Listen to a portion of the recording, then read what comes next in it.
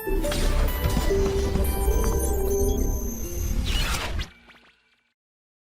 अब अपन नया चैप्टर शुरू करेंगे, कोऑर्डिनेट ज्योमेट्री, है ना। ज्योमेट्री वाला पार्ट, ज्यामिति वाला पार्ट, कोऑर्डिनेट ज्योमेट्री में। कोऑर्डिनेट ज्योमेट्री में सबसे पहला चैप्टर होता है बिंदु एवं सरल रेखा। फिर इसके बाद अगला कौन सा आएगा बेटा, वृत्त। और फिर उसके बाद कौन सा आएगा, शांकव। शांकव में कौन से आएंगे, 3 आएंगे, परवलय, दीर्घवृत्त और अति परवलय, है ना। तो इसका सबसे पहला भाग पॉइंट एंड स्ट्रेट लाइन, बिंदु एवं सरल रेखा।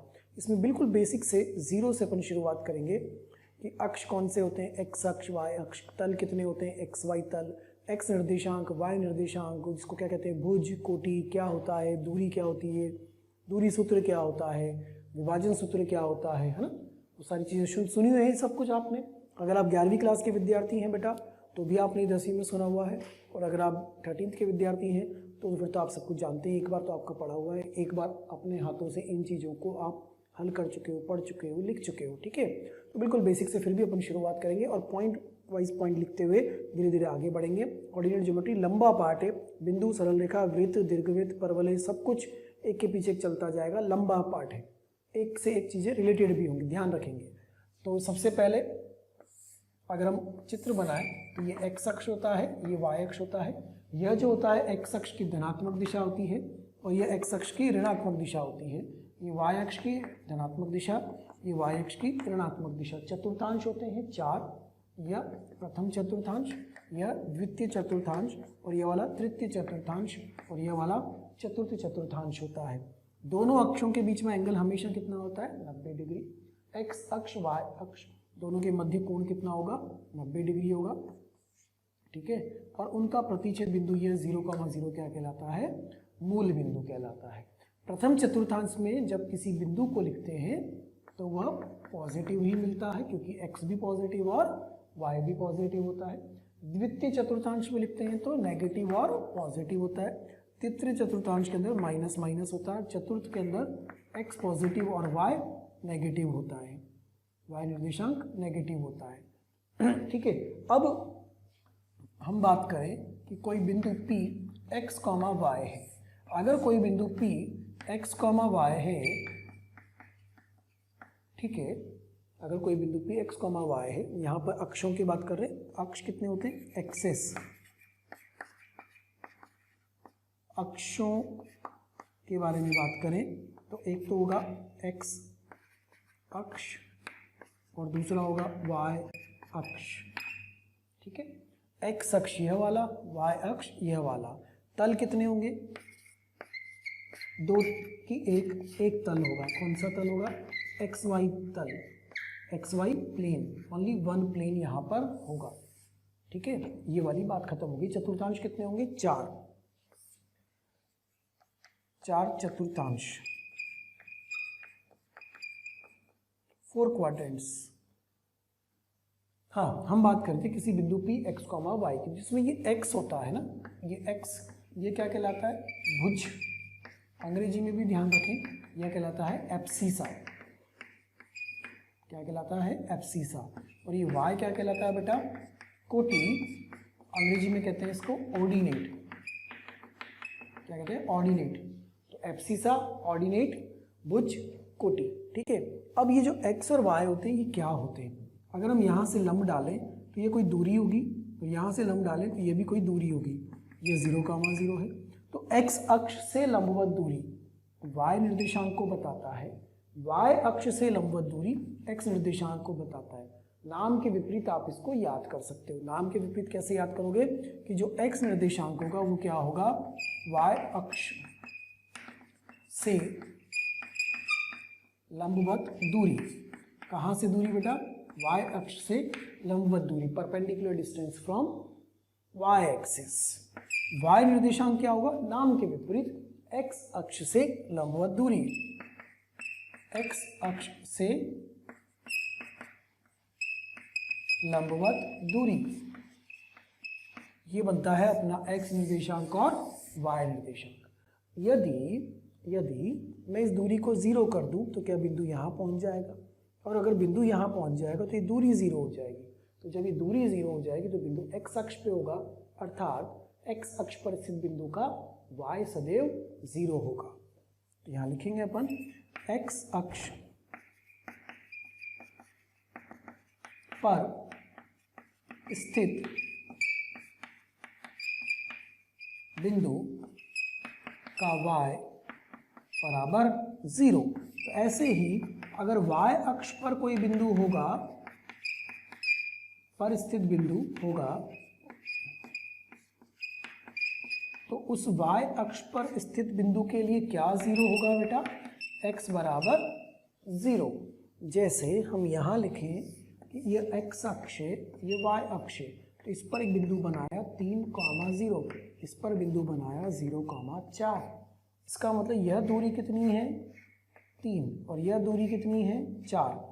यह दूरी 3 है तभी तो ये बिंदु 3,0 हुआ, और यह दूरी 4 है इसलिए तो 0,4 हुआ। लेकिन एक तरफ हम गए थे x अक्ष पर इसलिए y 0 हुआ, एक तरफ हम गए y अक्ष पर इसलिए x 0 हुआ। इधर कौन 0 हुआ? y।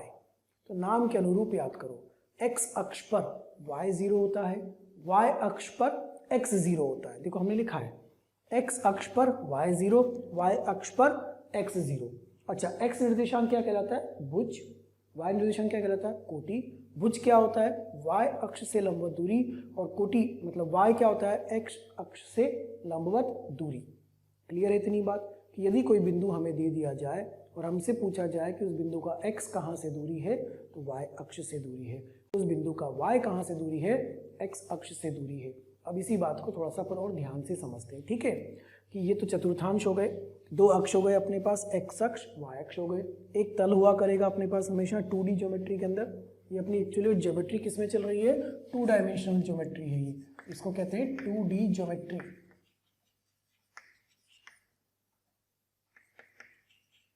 Two dimensional geometry.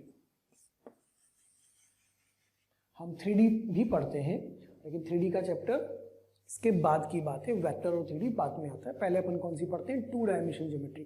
तो ये अपना बोर्ड है, 2D है ना? एक तल है जिसमें एक x अक्ष भी है और एक y अक्ष भी है। y अक्ष भी दिख रहा है और ये आपको x अक्ष भी दिख रहा है। तो फिर से मैं रिपीट कर रहा हूँ, 2 तो अक्ष हुआ करेंगे सदैव, इधर वाली साइड +x, इधर वाली -x, इधर वाली +y, इधर वाली -y। दोनों अक्षों का प्रतिच्छेद बिंदु सदैव क्या कहलाएगा? मूल बिंदु। दोनों अक्षों के बीच में एंगल कौन सा होगा? 90 डिग्री। इसीलिए इनको क्या कहते हैं? रेक्टेंगुलर कार्टेशियन सिस्टम, आयतीय निर्देशांक पद्धति। रेक्टेंगुलर कार्टेशियन सिस्टम ये कहलाता है। 2 अक्ष x अक्ष y अक्ष, एक तल xy तल, 4 चतुर्थांश, plus plus minus plus minus minus और प्लस माइनस। इसकी जानकारी सबको है, ट्रिग्नोमेट्री में भी इसका प्रयोग कर चुके हैं। अच्छा, x निर्देशांक कहाँ से दूरी है, y निर्देशांक कहाँ से दूरी है, ये भी सबका क्लियर है। x अक्ष पर क्या 0 होगा, y अक्ष पर क्या 0 होगा, ये भी क्लियर है। अब मैं बात कर रहा हूँ कि यदि एक सरल रेखा बनाई जाए, यदि एक सरल रेखा बनाई जाए जो x अक्ष के समांतर जा रही है। बेटा किसके समांतर जा रही है? x अक्ष के समांतर। अगर मैं x अक्ष के समांतर एक रेखा पर बिंदु बनाता जाऊंगा तो उन सभी बिंदुओं में एक खास बात होगी। क्या खास बात होगी? कि उन सभी बिंदुओं की x अक्ष से दूरी अचल रहेगी, कांस्टेंट रहेगी। देखो मैं फिर से बोल रहा हूँ क्या कहना चाहता हूँ। अगर मैंने कोई सरल रेखा बनाई x अक्ष के समांतर, इस पर बिंदु लिया A, B और C, तो इन तीनों बिंदुओं की x अक्ष से दूरी, x अक्ष से दूरी क्या बराबर है। इसका मतलब इन तीनों बिंदुओं का y निर्देशांक क्या होगा? सेम होगा। A, B, C का y सेम होगा। क्यों? क्योंकि इसकी x अक्ष से दूरी क्या है? सेम चल रही है। ऐसे ही अगर y अक्ष के समांतर कोई रेखा बनाएंगे तो उस पर क्या कांस्टेंट होगा? x। तो अपन इसको कंसेप्ट वाइज क्या लिखेंगे? x अक्ष के समांतर रेखा पर y निर्देशांक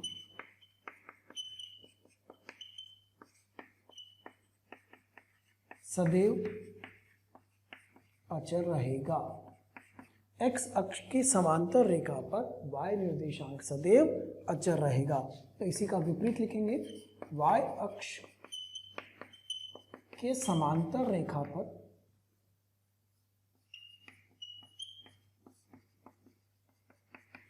रेखा पर x निर्देशांक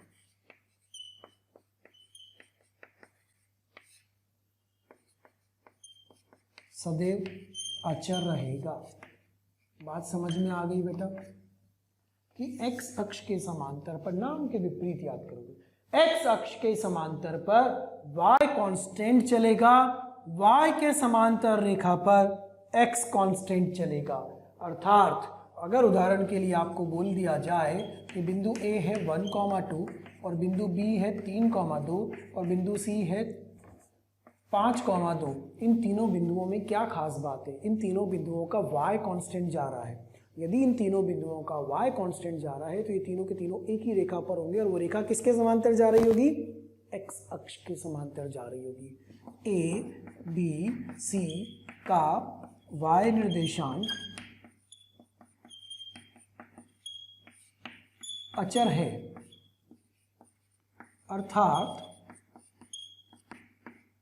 अर्थात यह तीनों बिंदु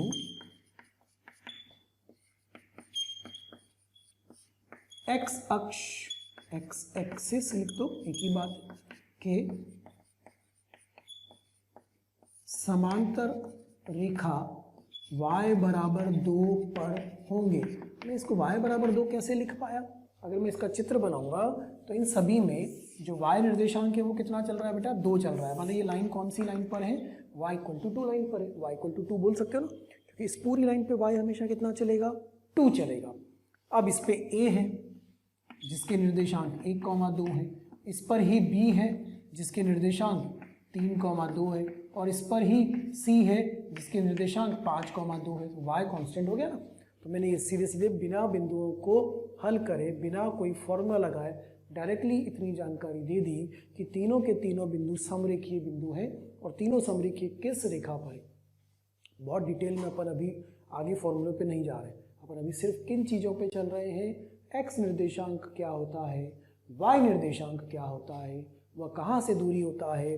y अक्ष से दूरी बदलेगी तो x बदलेगा, x अक्ष से दूरी बदलेगी तो y बदलेगा। नाम के विपरीत चलाओ बेटा, किसके विपरीत? नाम के विपरीत। तो बेटा x अक्ष से दूरी बदल ही नहीं रही, इसलिए ये रेखा कैसी हो गई? x अक्ष के समांतर हो गई।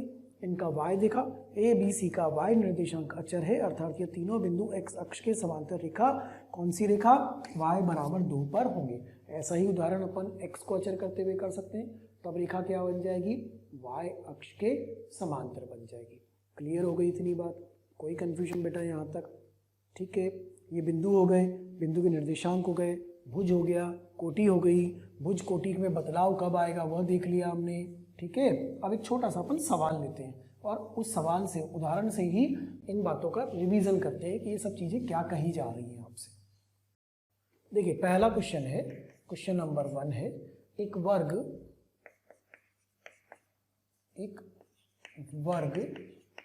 जिसका एक शीर्ष मूल बिंदु है, एक शीर्ष मूल बिंदु है तथा भुजा की लंबाई 4 इकाई है। कितनी है? 4 इकाई है। तो इस वर्ग के अन्य 3 शीर्ष ज्ञात करें, अन्य 3 शीर्ष ज्ञात करें जबकि भुजाएं निर्देशी अक्षों के समांतर हैं। एक वर्ग जिसका एक शीर्ष 0 0 है तथा भुजा की लंबाई 4 इकाई है, तो इस वर्ग के अन्य 3 शीर्ष ज्ञात करें जबकि भुजाएं निर्देशी अक्षों के समांतर है। अब सवाल को पहले समझो। मैंने चित्र बनाया इसका, ये x अक्ष बना दिया, ये y अक्ष बना दिया, एक शीर्ष उसने बोला है मूल बिंदु और मैंने ये वर्ग बना दिया। क्या मैंने ये वर्ग सही बनाया है? नहीं गुरुजी, आपने तो गलत बनाया है। साफ साफ लिखा हुआ है सवाल में कि जिसकी भुजाएं निर्देशी अक्षों के समांतर है, भुजाएं अक्षों के समांतर है। इसका चित्र जो बनना चाहिए था वो कुछ ऐसा बनना चाहिए था। अब सही है क्या? बोले अभी भी गलत है। क्यों गलत है? क्योंकि एक शीर्ष मूल बिंदु पे भी लेके आना है। एक शीर्ष मूल बिंदु पे भी लेके आना है। तो यह वाला जो चित्र है वो भी गलत है और यह वाला चित्र है वो भी गलत है। सही चित्र क्या है बच्चे? सही चित्र ये है कि ये x अक्ष बनेगा, ये y अक्ष बनेगा, एक शीर्ष मान लीजिए a 0,0 बनेगा, तो इसी पर आएगा दूसरा वाला और इसी पर आएगा तीसरा वाला और कुछ इस तरह से बनेगा, क्योंकि भुजाएं किसके समांतर है? x अक्ष और y अक्ष के। लेकिन समांतर होने के साथ साथ वो x अक्ष y अक्ष पर ही टिक जाएंगी। क्यों टिक जाएंगी? क्योंकि एक शीर्ष कहाँ दिया है? मूल बिंदु पर दिया है। अच्छा, भुजा की लंबाई कितनी दी है बच्चे? 4, और ये कितनी दी है? 4। क्या हम इससे ये b वाला निर्देशांक ज्ञात कर पाएंगे? इससे कितना आगे गए हैं? 4, तो ये कितना हो जाएगा? 4,0। हम इससे कितना ऊपर जा रहे हैं? कितना ऊपर जा रहे हैं? 4। y अक्ष पर कौन 0? x, तो ये कितना आ जाएगा? अच्छा, हम इस वाले को ज्ञात करना चाहें, c को, ये d मान लीजिए, तो c वाले के लिए हम x अक्ष से कितना ऊपर जाएंगे? भुजा की लंबाई के बराबर। भुजा की लंबाई कितनी है? 4, तो कितना हो जाएगा ये? 4,4, क्योंकि इधर से भी दूरी कितनी होगी? 4। अच्छा, सभी कोण कितने होंगे? समकोण समकोण समकोण, क्योंकि बताया क्या गया है आपको? वर्ग। ये मिल गए इसके चारों शीर्ष, आसानी से मिल रहे। कोई दिक्कत? बिल्कुल इजी सवाल है। एक शीर्ष मूल बिंदु दिया था, इसलिए दूरी 4 4 4, आगे पीछे जाने से काम चल गया। अच्छा, उसने ये बोला था क्या कि वो प्रथम चतुर्थांश में होगा? क्या उसने ये बोला था सवाल में कि वो प्रथम चतुर्थांश में होगा? नहीं होगा। बोला कहाँ उसने? एक वर्ग जिसका शीर्ष 0,0 है, भुजा की लंबाई 4 है, तो इस वर्ग के अन्य 3 शीर्ष ज्ञात करें, जबकि भुजाएं निर्देशीय अक्षों के समांतर हैं। तो फिर आपने और मैंने कैसे मान लिया कि ये प्रथम चतुर्थांश में ही होगा? इसका मतलब ये इधर भी हो सकता था और ये यहाँ भी हो सकता था और ये यहाँ भी हो सकता था। तो आंसर कितने तरह के आ सकते हैं? 4 तरह के आंसर आ सकते हैं।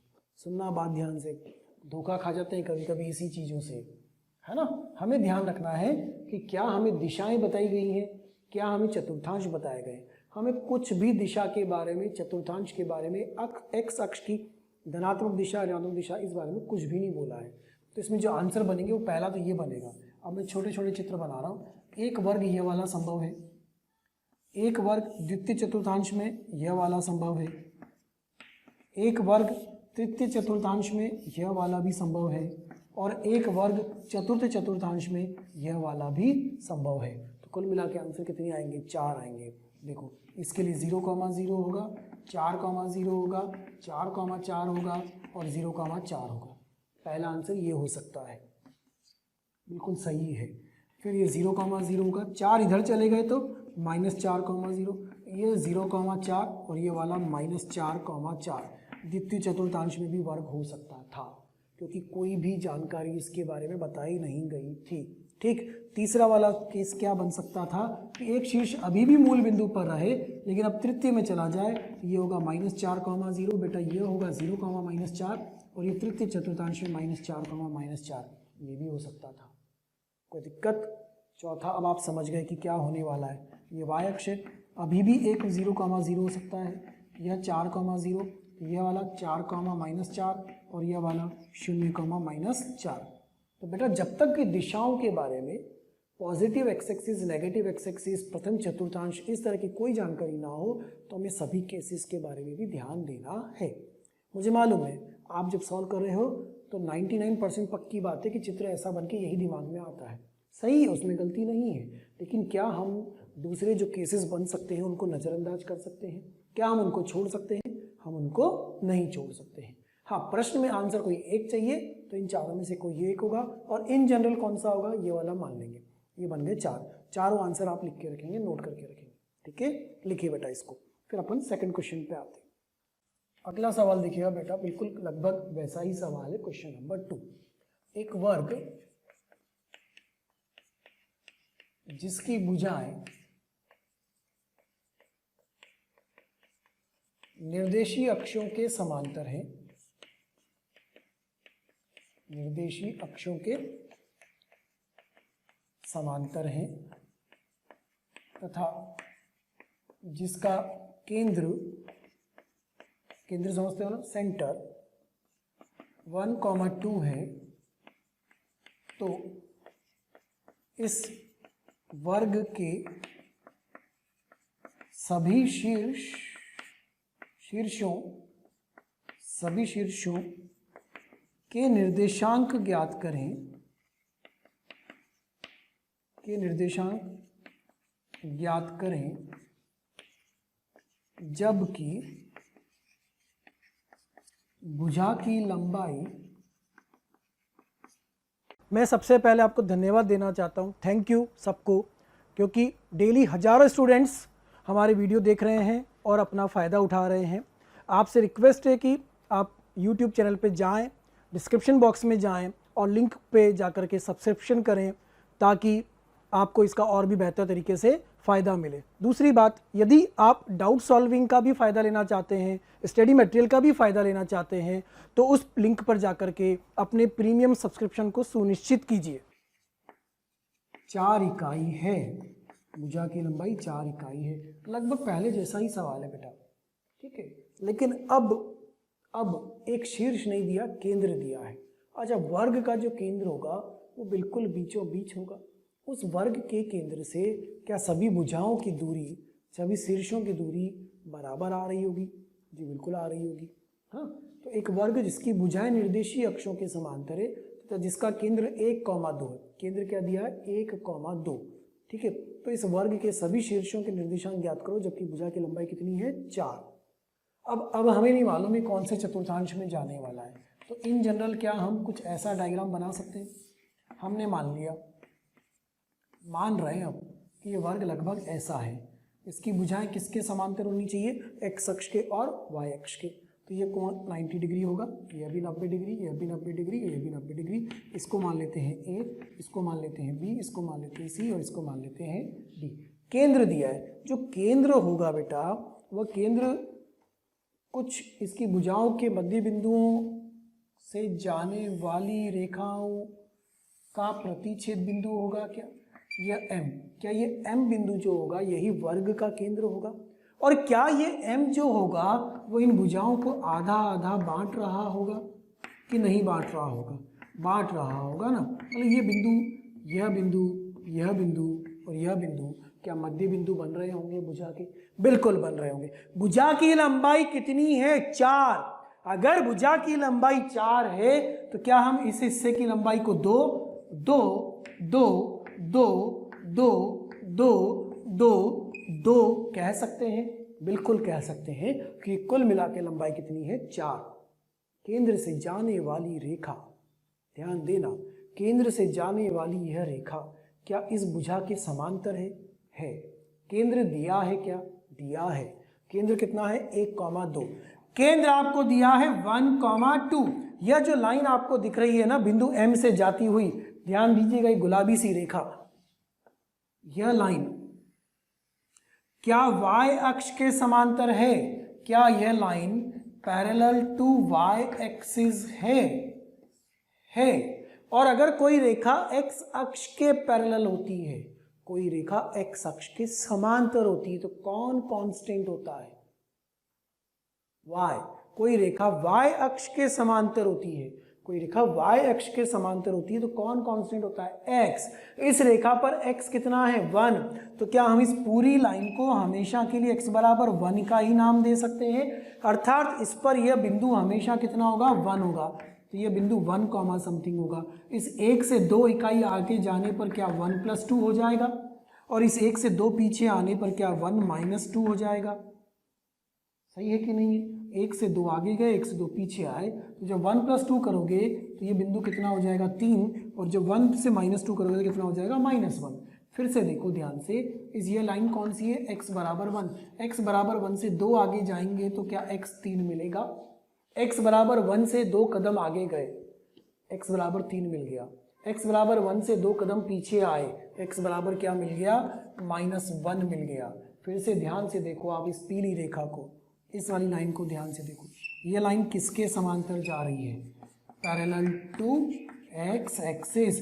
x अक्ष के समांतर रेखा पर कौन कांस्टेंट होगा? y कांस्टेंट होगा। तो इस लाइन पर कौन कांस्टेंट है? y। y कितना चल रहा है? 2। इस 2 से कितना नीचे आए? 2। 2 से 2 और नीचे आएंगे तो, अरे नीचे आने पर y घटेगा, 2 से 2 और नीचे आएंगे तो y घटेगा, घटेगा तो y 2 में से 2 घटाओगे तो क्या 0 हो जाएगा? 2 में से 2 घटाओगे तो क्या 0 हो जाएगा? y ऊपर जाने पे बढ़ता है, y ऊपर जाने पे बढ़ता है, तो 2 से 2 ऊपर जाने पे कितना हो जाएगा? 4। ये कितना हो गया? 4। ध्यान से देखो, आपको चारों निर्देशांक मिल चुके हैं। यह रहा ए, यह रहा बी, यह रहा सी, यह रहा डी। कैसे मिला, एक बार फिर से अपन कहानी को दोहराते हैं। वर्ग दिया था जिसकी भुजाओं की शर्त थी कि वह सभी के सभी अक्षों के समांतर होगी, अक्षों के समांतर होगी। भुजाओं की लंबाई 4 होगी, 4 4 4 4 होगी। केंद्र दिया है, केंद्र बीचों बीच होगा 1,2। केंद्र से गुजरने वाली x अक्ष के समांतर रेखा भुजा को भी आधा आधा बांटेगी। केंद्र से गुजरने वाली y के समांतर रेखा भुजा को आधा आधा बांटेगी। इसलिए 4 लंबाई 2 2 2 2 2 2 2 2 में बढ़ रही है। यह जो रेखा है x के समांतर है। अगर ये रेखा x अक्ष के समांतर है, इसमें y कांस्टेंट होगा तो y हमेशा इस रेखा पे कितना होगा, 2। 2 से 2 नीचे आने पे 0 हो जाता है, 2 से 2 पर आने पे 4 हो जाता है, y 4 4 हो गया। x बराबर 1 से 2 कदम आगे जाने पे 3 मिलता है, x बराबर 1 से 2 कदम पीछे आने पर -1 मिलता है। चारों निर्देशांक आपको इस प्रकार से मिल रहे हैं। ठीक है, लिखिए आप इसको फटाफट। एक वर्ग, क्वेश्चन नंबर 3 दिखेगा, एक वर्ग जिसकी भुजाएं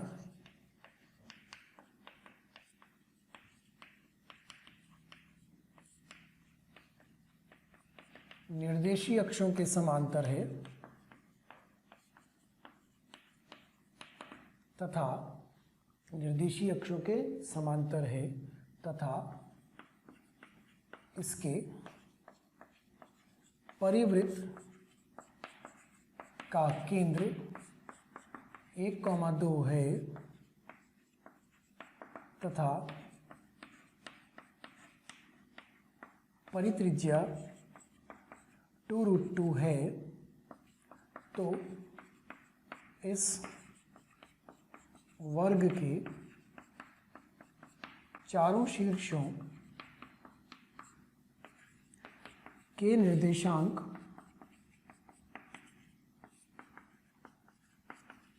ज्ञात करें। यह आईआईटी में आया हुआ सवाल है, आईआईटी 2002, बहुत वर्षों पहले आईआईटी में पूछा गया सवाल है। एक वर्ग जिसकी भुजाएं निर्देशीय अक्षों के समांतर है। इसका जो पिछला वाला सवाल था लगभग वैसा ही था।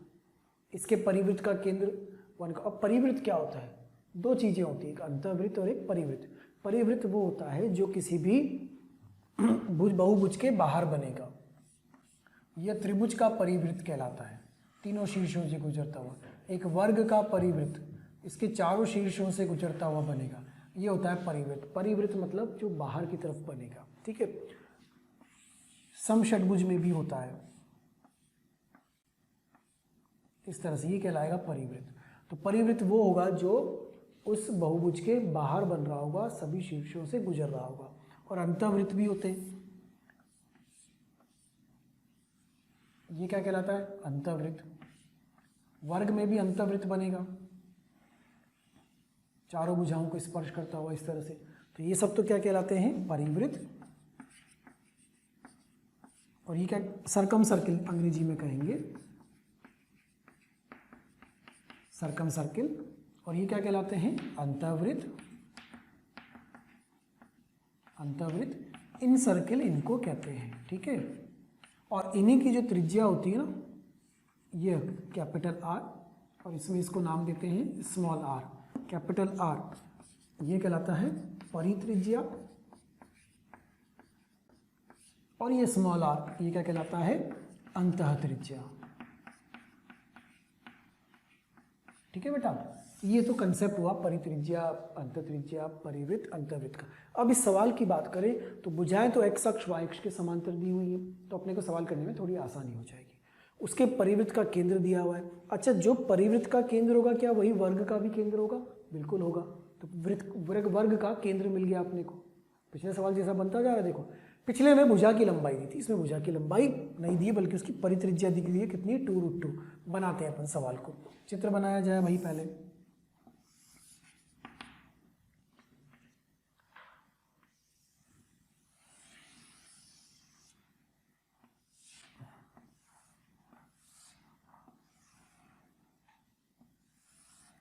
कुछ इस तरह से बेटा दिया हुआ है।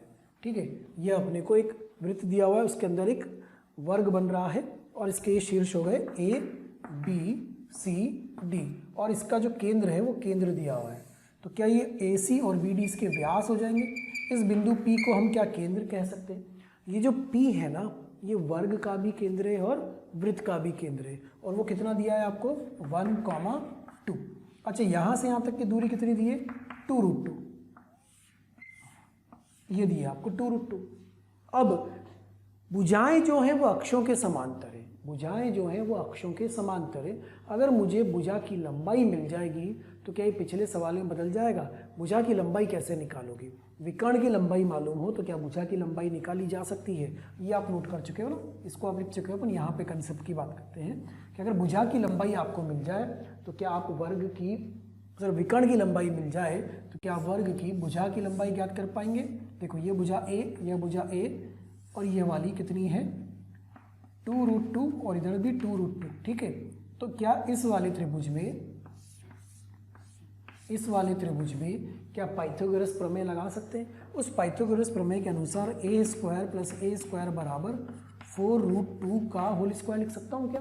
देखो आराम से, 2√2 + 2√2 विकर्ण हो गया, कुल मिला के 4√2, क्योंकि त्रिज्या दी थी यहाँ से यहाँ तक की दूरी तो दे रखी है आपको 2√2 परित्रिज्या।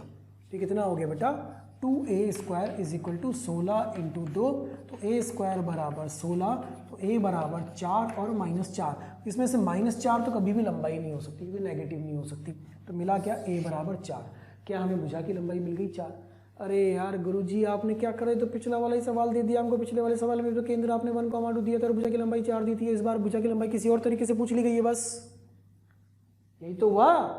केंद्र तो वही रखा मैंने 1,2, अब भुजा की लंबाई 4 आपसे निकलवा ली। अब बताओ इस सवाल में और पिछले सवाल में क्या अंतर रहा। कोई अंतर नहीं रहा, आंसर आ जाएगा। अब एक लाइन बनाओगे आप इसके समांतर। बेटा ये किसके समांतर रेखा है, y के समांतर। कौन कांस्टेंट रहेगा, x कितना है 1, x इस पे कितना है 1, 1 से कितना आगे जाओगे 2, 1 से कितना पीछे जाओगे 2, 1 से 2 आगे जाओगे तो x कितना होगा 3, इसका x कितना होगा 3, 1 से कितना पीछे जाओगे 2, 1 से 2 कदम पीछे चलो 0 और -1, तो इसका x कितना होगा -1, और इसका भी x कितना होगा -1। क्लियर। और एक काम करते हैं अपन, एक लाइन और बनाते हैं। यहाँ ये रेखा क्या बनाई हमने, x के समांतर। x के समांतर पर कौन कांस्टेंट होगा, y कितना चल रहा है 2, तो y बराबर कितना होगा 2, 2 से कितना ऊपर जाओगे 2, 2 से कितना नीचे आओगे 2, 2 से 2 ऊपर गए तो कितना हो जाता है 4, 2 से 2 ऊपर गए तो कितना हो जाता है 4, 2 से 2 नीचे आओगे तो कितना हो जाएगा 0, 2 से 2 नीचे आओगे तो कितना हो जाएगा 0। कछु एक्स्ट्रा नहीं है भैया, पिछले वाले सवाल के अनुसार ही चल रहे हैं। सिर्फ भुजा की लंबाई अन्य तरीके से आपसे पूछ ली गई थी और सवाल IIT का सवाल बन गया था। क्लियर, नोट करिए इसको। देखो बेटा क्वेश्चन नंबर 4 देखना, अगला सवाल फिर से वही वर्ग के सवाल है। एक त्रिभुज के सवाल पर आते हैं। पढ़ा अपन ने अभी तक कुछ ज़्यादा नहीं है, अपन ने कोई दूरी सूत्र, कोई विभाजन सूत्र कुछ नहीं पढ़ रहे हैं अपन अभी। सिर्फ अपन x बिंदु, y बिंदु, x निर्देशांक, y निर्देशांक, x अक्ष से दूरी, y अक्ष से दूरी, x के समांतर आगे जाना पीछे जाना, y के समांतर ऊपर जाना नीचे जाना, सिर्फ उन्हीं चीज़ों पर आधारित बात कर रहे हैं और उन्हीं पर आधारित प्रश्न की बात कर रहे हैं। ठीक है, तो समबाहु त्रिभुज की एक भुजा x अक्ष पर है तथा एक शीर्ष 3,-6 है, तो अन्य शीर्ष हमें ज्ञात करने। पहला प्रयास खुद करोगे वीडियो पॉज करके, उसके बाद सॉल्यूशन देखोगे। ठीक है, x अक्ष y अक्ष ये हमने बना ली और यहाँ पर हमने ये त्रिभुज बना लिया इस तरह से। ठीक है, तो हम इसको मान लेते हैं बिंदु A, इसको लेते हैं बिंदु B और ये मान लेते हैं C 3,-6, क्योंकि एक भुजा अगर x अक्ष पर है और 3,-6 तो चतुर्थ में आएगा ही आएगा। अच्छा यहाँ पर भी बात करें बेटा तो यह x1,0 होगा और यह x2,0 होगा, क्योंकि a और b y अक्ष पर है तो ये भी पक्का हो गया कि x अक्ष पर है तो यह पक्का हो गया कि y 0 होगा। क्लियर इतनी बात। अब आगे की अगर अपन बात करें तो थोड़ा सा चित्र में ध्यान दोगे तो यह जो दूरी है, यह दूरी लंबवत दूरी, क्या इस दूरी को मैं 6 बोल सकता हूँ, 6 बोल सकते हैं ना इसको। क्यों, क्योंकि यह x अक्ष से दूरी y निर्देशांक के बराबर होती है। माइनस तो उसकी दिशा बता रहा है, दूरी कितनी होगी 6। दूसरी बात, क्या यह जो दूरी होगी यह a/2 होगी। ये a क्या है, भुजा की लंबाई। अच्छा त्रिभुज कैसा है बच्चों, समबाहु। समबाहु त्रिभुज में क्या तीनों भुजा की लंबाई बराबर होती है, जी होती है। और ये मध्य बिंदु आ गया कौन सा, यह बिंदु। इस बिंदु को मैं नाम दे रहा हूँ एम बिंदु मिल गया। तो क्या हमारे पास यह एक त्रिभुज समबाहु त्रिभुज बन रहा है? समबाहु त्रिभुज बनते क्या याद आना चाहिए? पाइथागोरस प्रमेय। तो इस वाले त्रिभुज में लगाएंगे तो 6 का स्क्वायर प्लस a/2 का होल स्क्वायर बराबर a स्क्वायर। क्या हमें यहाँ से a मिल पाएगा? देखो इस समबाहु त्रिभुज में मैं क्या लगा रहा हूँ? पाइथागोरस प्रमेय। तो ये आएगा 36 प्लस a स्क्वायर बटे 4 बराबर a स्क्वायर और 36 बराबर 3a स्क्वायर बटे 4। तो ये हो गया बेटा यहाँ से a स्क्वायर बराबर 48 और a बराबर देख लो ये क्या इधर से यहाँ से गया 12, 12 चौक 48। ये हो गया a स्क्वायर बराबर 48 16 4√3। कितना आ गया? 4√3। ये 4√3 क्या मिली आपको? भुजा की लंबाई। यह जो भुजा की लंबाई 4√3 मिली है, अगर हमसे किसी ने पूछ लिया होता कि त्रिभुज का क्षेत्रफल बताओ तो क्षेत्रफल तो अब इजीली मिल जाता। एरिया कितना होता? √3/4 इंटू ए का होल स्क्वायर और ए कितना आ चुका है? 4√3। तो त्रिभुज का क्षेत्रफल मिल गया भैया √3/4 इंटू 4√3 का होल स्क्वायर और √3/4 इंटू 48। ये त्रिभुज का क्षेत्रफल आ गया। जो भी संख्या मिलेगी क्षेत्रफल मिल गया। लेकिन क्या हमसे क्षेत्रफल पूछा है? नहीं, हमसे निर्देशांक पूछे, है ना। तो अगर हम इस m बिंदु की बात करें तो ये m बिंदु को जोड़ने वाली जो लाइन है ये किसके समांतर जा रही है? y के समांतर लाइन पर कौन कांस्टेंट होता है? x। तो इस पूरी लाइन पर क्या चलेगा? x बराबर 3। क्या इस जगह पर भी x बराबर 3 होगा? क्या 3 से आगे और 3 से पीछे जाने पर आपको b और a मिल पाएगा? 3 से कितना आगे जाओगे? a/2 और 3 से कितना पीछे आओगे? a/2। 3 से a/2 आगे जाना है। a/2 कितना है? 2√3। तो ये जो बिंदु b होगा ना, इस बिंदु में क्या लिखोगे? 3 प्लस 2√3, 0। लीजिए बिंदु a मिल गया, b मिल गया। बिंदु a 3 से पीछे आओगे तो क्या लिखोगे? 3 माइनस 2√3, 0। ये बिंदु a मिल गया। आपको निर्देशांक मिल गए। देखो क्या किया, भुजा की लंबाई को a माना, इस लंबाई को दिया गया था 6। ये मध्य बिंदु पर होगी क्योंकि त्रिभुज कैसा है? समबाहु है। उसमें एक समकोण बना, समकोण में पाइथागोरस प्रमेय लगाई, a निकाला गया, भुजा की लंबाई निकाली गई, भुजा का आधा a/2 आगे जाने पर b मिलता है, a/2 पीछे जाने पर a मिलता है। किससे? इस लाइन से। ये लाइन कौन सी है? x बराबर 3। मतलब 3 से a/2 कदम आगे चले जाए, a/2 कदम पीछे चले जाए। a/2 कितना? 2√3। तो 3 में 2√3 जोड़ोगे b मिलेगा, 3 में से 2√3 घटाओगे a मिलेगा। शीर्ष मिल जाएंगे आपको फिर से समबाहु त्रिभुज के। बढ़िया सवाल, अच्छा सवाल, लेकिन कंसेप्ट वही 9वीं कक्षा का, 10वीं कक्षा का, 9th और 10th के कंसेप्ट से सवाल सॉल्व हो रहा है। ठीक है, लिखिए फटाफट से इसको। 5वें सवाल को देखते हैं। अगला सवाल देखते हैं। देखो बेटा अगला सवाल देखिए, क्वेश्चन नंबर 5। क्वेश्चन नंबर 5 पे ध्यान दीजिएगा। एक व्यक्ति चित्रानुसार मूल बिंदु से चलना प्रारंभ करता है तथा प्रत्येक बार पिछली बार का आधी दूरी तय करता है। तो वह बिंदु ज्ञात करे जहाँ पर वो रुकेगा। मतलब मूल बिंदु से चलना शुरू करा, गया 1 किलोमीटर, तो अगली बार आधा किलोमीटर चलेगा, फिर उसके अगली बार आधे का आधा, चौथाई, फिर उसके अगली बार आधे का आधा। मतलब जितनी पिछली बार चला था उसका आधा अगली बार में जाता है। अब वो जा कैसे रहा है? वो चित्र अनुसार, चित्र पे ध्यान दीजिएगा। एक्स अक्ष, वाई अक्ष। वो भाई साहब ने यहाँ से मूल बिंदु से चलना शुरू करा और वो कुछ ऐसा गए। वो चलते चलते यहाँ तक गए, इस जगह इस दिशा में गए और यहाँ पर जाकर के उन्होंने ऊपर जाना शुरू कर दिया। ऊपर जाके उन्होंने फिर इधर से राइट साइड में जाना शुरू कर दिया, फिर राइट में जाके उन्होंने थोड़ा सा नीचे जाना शुरू कर दिया, फिर वो दाईं ओर गए, फिर वो ऊपर गए। प्यारे बच्चों, कमेंट बॉक्स में रोज़ कमेंट्स आ रहे हैं कि सर इस टॉपिक पे वीडियो बना दीजिए या ये इस बारे में हमें समझाइए, हमारी ये शंका है इसको दूर कर दीजिए। तो मेरी आपसे रिक्वेस्ट है कि आप YouTube चैनल पे जाइए, उस पर सब्सक्राइब करिए और जो बेल आइकन है उसको हिट करिए ताकि नोटिफिकेशंस आपको मिलते रहें और कोई भी नोटिफिकेशन, कोई भी वीडियो आपसे मिस ना हो।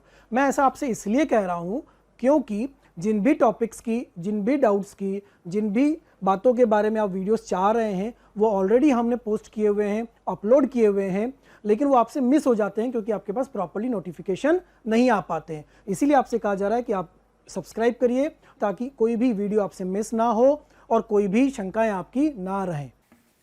फिर यहाँ से दाईं ओर गए, फिर नीचे की ओर, फिर दाईं ओर, फिर ऊपर की ओर, फिर दाईं ओर, फिर नीचे की ओर, ऐसे करते करते एक बिंदु P पर पहुंच गए। अब देखिए हुआ क्या, क्या वो बोला जा रहा है कि वो हर बार पिछली बार की दूरी का आधा तय करता है। अर्थात यदि वो यहाँ पर एक दूरी तय करता है तो यहाँ पर वह आधी दूरी तय करता है। तो यहाँ आधी की आधी मतलब 1/4 दूरी तय करता है। तो यहाँ 1/4 की आधी मतलब 1/8 दूरी तय करता है। तो अगली बार में 1/8 की आधी मतलब 1/16 दूरी तय करता है। तो उसकी आधी दूरी मतलब यहाँ पर 1/32 दूरी तय करता है। तो अगली बार में उसकी आधी मतलब 1/64 दूरी तय करता है। तो अगली बार में 1/64 की आधी मतलब यहाँ पर 1/128 दूरी तय करता है। अब समझे हो क्या रहा है, वह आगे जाता है, ऊपर जाता है, आगे जाता है, नीचे जाता है, आगे जाता है, ऊपर जाता है, आगे जाता है, नीचे जाता है, ऐसे करते करते वो आगे बढ़ रहा है, लेकिन हर बार पिछली दूरी का आधा। तो हमें अंतिम स्थिति में बिंदु P, मान लीजिए x, y है, तो हमसे पूछा जा रहा है कि वो कौन से बिंदु पर आकर के रुकेगा, x, y पर कहाँ आके रुकेगा। ठीक है, अब बिंदु P के लिए अगर मैं x ज्ञात करना चाहता हूँ तो क्या जो x होगा वो यह दूरी होगी y से दूरी, और जो y निर्देशांक होगा क्या वो यह होगा। हाँ हाँ हाँ, मजा आ गया। x निर्देशांक y अक्ष से दूरी होती है और y निर्देशांक x अक्ष से दूरी होती है। अगर आपको यह पूरी दूरी मिल जाएगी तो क्या x निर्देशांक मिल जाएगा, और क्या अगर आपको यह दूरी मिल जाएगी तो क्या आपको y निर्देशांक मिल जाएगा, बिल्कुल मिल जाएगा। यह जो दूरी होगी यह पूरी की पूरी दूरी क्या इस 1 को जोड़ने से, 1/4 को जोड़ने से, 1/16 को जोड़ने से, 1/64 को जोड़ने से मिल जाएगी। हाँ, लेकिन कहाँ तक जोड़ेंगे, अनंत तक। तो क्या हम सही तरीके से इस x को लिख सकते हैं 1 प्लस 1/4 प्लस 1/16 प्लस 1/64, बच्चे कहाँ तक लिखोगे, अनंत तक, क्योंकि जुड़ता जा रहा है, आगे बढ़ता जा रहा है, जुड़ता जा रहा है। कुल मिला के जो दूरी आएगी वो x निर्देशांक आ जाएगा। हल कर लेते हैं बेटा इसको। x is equal to 1 plus 1/4 plus 1/16 plus 1/64 से लेके अनंत तक। क्या यह एक गुणोत्तर श्रेणी है, जीपी है। पढ़ चुके होंगे आप में से कई विद्यार्थी इस वाले टॉपिक को, गुणोत्तर श्रेणी को, है ना। अनंत गुणोत्तर श्रेणी का फॉर्मूला होता है a/1 minus r, a/1 minus r। r क्या होता है, सार्वनुपात। सार्वनुपात होता है अगला पद बटे पिछला पद, 1/16 बटे 1/4, 1/4, 1/4 बटे 1, 1/4। तो ये x कितना आ गया, 1/1 माइनस 1/4, 1 माइनस 1/4 3/4, ऊपर गया तो 4/3। तो x कितना आया, 4/3। ये क्या मजाक है, चल रहा था वो तो 1 किलोमीटर गया, चौथाई किलोमीटर गया, फिर 1/16 किलोमीटर गया, कुल मिला के तो 1 पॉइंट समथिंग ही आया। अब क्या बचा है, y कहाँ से दूरी, x अक्ष से दूरी। अब ये दूरी में गड़बड़ है, ये दूरी बढ़ती है, ये दूरी घटती है, ये दूरी बढ़ती है, ये दूरी घटती है।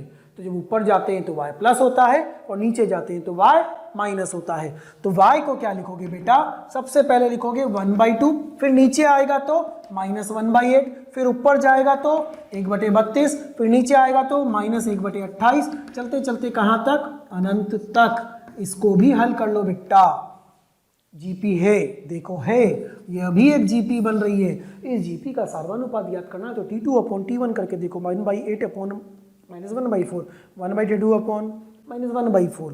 प्रथम पद 1/2, 1 माइनस -1/4 कितना हो गया भाई, ये y is equal to 1 plus 1/4 5/4, तो 1/2 5/4 कितना हो गया, 4/10 अर्थात 2/5।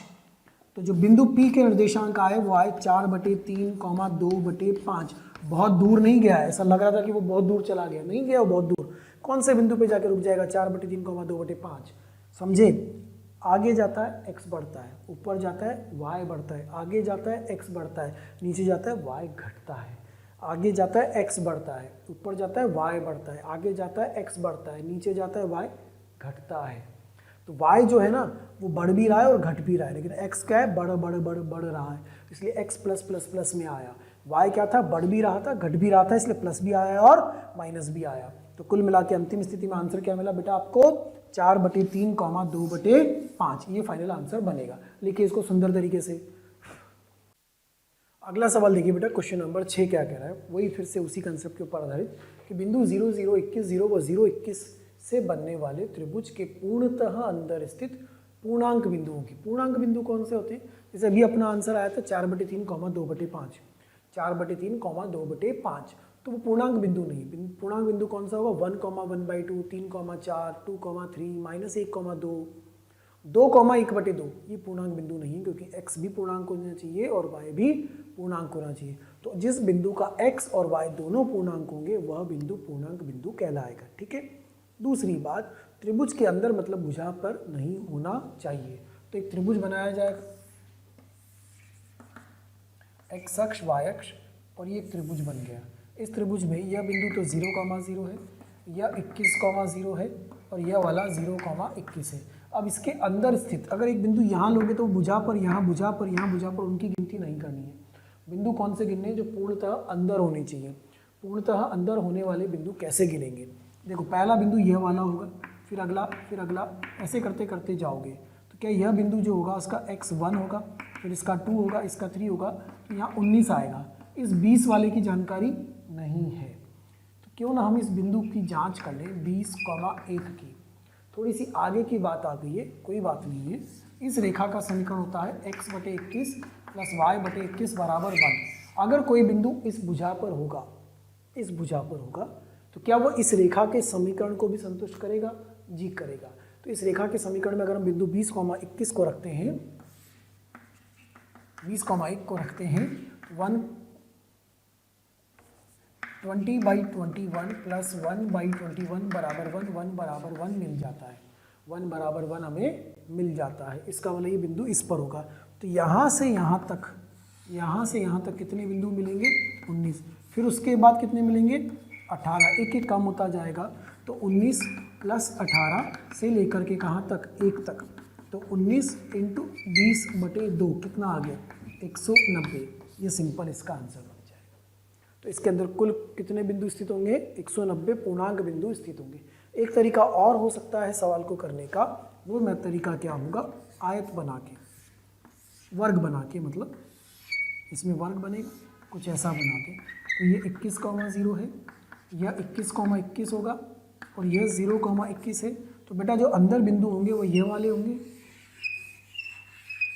तो इतने 20, और इधर भी कितने? 20। तो 20 × 20 कितने होंगे? 400। कितने होंगे? 400। लेकिन 400 में से आधे इधर त्रिभुज में, आधे उस त्रिभुज में, तो डिवाइड बाय 2 कर दोगे तो कितने हो जाएंगे? 200। इतनी बात क्लियर आ गई। उन 200 में से भी इस भुजा, इस लाइन पर भी तो होंगे कुछ। तो इस लाइन पर जितने भी होंगे उनमें से आधे उस त्रिभुज के लिए होंगे, आधे इस त्रिभुज के लिए होंगे। अब इस लाइन पर कितने होंगे? 20। देखो ना, 0 21, 21 से 21 तक जा रहा है, तो 21 तो इस पर आ गया। 1 2 3 4 कितने होंगे? 20। तो इसमें से कितने घटा देंगे? -10, 190। 10 क्यों घटा है? क्योंकि 20 इस रेखा पर है। इस रेखा पर कितने? 20। 20 में से 10 इस वाले त्रिभुज के हिस्से में जाएंगे और 10 इस वाले त्रिभुज के हिस्से में जाएंगे। तो इस इसके हिस्से के 10 घटा दिए तो अंदर अंदर वाले 190 मिल गए। आसान तरीका ये मैंने आपको बनाया। श्रेणी बन गई, एक समांतर श्रेणी बन गई 19 18 से लेकर। ऐसा ही सवाल जेई मेन में भी आया हुआ है। जेई मेन 2015 या 16 में पूछा गया प्रश्न है। और तब आपसे क्या पूछा गया था कि 0 0 41, 0 0, 41 से बनने वाले, तो उसमें आंसर कितना आ जाएगा? 41। तो यहाँ 39 आ जाएगा। 39 × 40/2, वो आपका उसका आंसर बन जाएगा। ठीक है बेटा। अब इसके आगे की बात करते हैं अपन, इसके अगले हेडिंग की बात करते हैं, अगले टॉपिक की बात करते हैं। ये हो गई भुज और कोटि, एक्स और वाई पर आधारित सवाल है ना। Image of a point, image of a point with respect to axis, अक्षों के सापेक्ष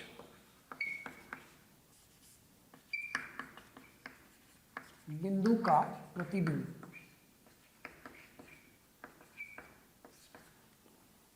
अक्षों के सापेक्ष बिंदु का प्रतिबिंब समझिएगा, बहुत सिंपल सी छोटी सी बात कर रहे हैं अपन। एक्स अक्ष वाई अक्ष, अगर एक बिंदु P x, y है और इसका प्रतिबिंब इधर लेंगे x अक्ष के सापेक्ष, तो क्या वो प्रथम चतुर्थांश से चौथे में चला जाएगा? अगर वो बिंदु प्रथम चतुर्थांश से चौथे में चला जाएगा तो चौथे में कौन नेगेटिव हो जाएगा? y। तो बन जाएगा p dash x comma minus Y. यदि उस बिंदु का हम y अक्ष के सापेक्ष प्रतिबिंब लेंगे तो प्रथम से द्वितीय में आएगा। अगर वो प्रथम से द्वितीय में आएगा तो x क्या हो जाएगा, नेगेटिव।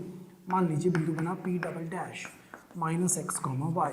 अगर हम उस बिंदु का मूल बिंदु के सापेक्ष प्रतिबिंब लेंगे, किसके सापेक्ष लेंगे बेटा, मूल बिंदु के सापेक्ष प्रतिबिंब लेंगे तो प्रथम से तृतीय में आएगा p ट्रिपल डैश, तो उसको मैंने लिखा minus X comma minus Y. अब बात करें कंसेप्ट की, क्या हमने सीखा और क्या हमने समझा, सुनना बंधु ध्यान से। अगर आप x अक्ष के सापेक्ष प्रतिबिंब लेते हो तो y का चिन्ह बदलता है, अगर आप y अक्ष के सापेक्ष प्रतिबिंब लेते हो तो x का चिन्ह बदलता है। तीसरी बात, अगर आप मूल बिंदु के सापेक्ष प्रतिबिंब लेते हो तो x और y दोनों का चिन्ह बदल जाता है। हम इसको कंसेप्ट के रूप में लिख लेते हैं। पॉइंट नंबर 1, यदि किसी बिंदु का x अक्ष के सापेक्ष प्रतिबिंब लेंगे, बाई हैंड राइटिंग पे कॉम्प्रोमाइज कर लियो, है ना। यदि किसी बिंदु का x अक्ष के सापेक्ष प्रतिबिंब लिया जाएगा तो उस बिंदु का y निर्देशांक उस बिंदु के y निर्देशांक का चिन्ह बदल जाएगा। देखो बोलने में कितना समय लगता है और लिखने में कितना समय लगता है। यदि बिंदु x, y का x अक्ष के सापेक्ष प्रतिबिंब लेंगे तो चिन्ह किसका बदलेगा, y का। यदि किसी बिंदु का x अक्ष के सापेक्ष प्रतिबिंब लिया जाएगा तो उस बिंदु के y निर्देशांक का चिन्ह बदल जाएगा। अब इसी बात को यदि किसी बिंदु का y अक्ष के सापेक्ष प्रतिबिंब लिया जाएगा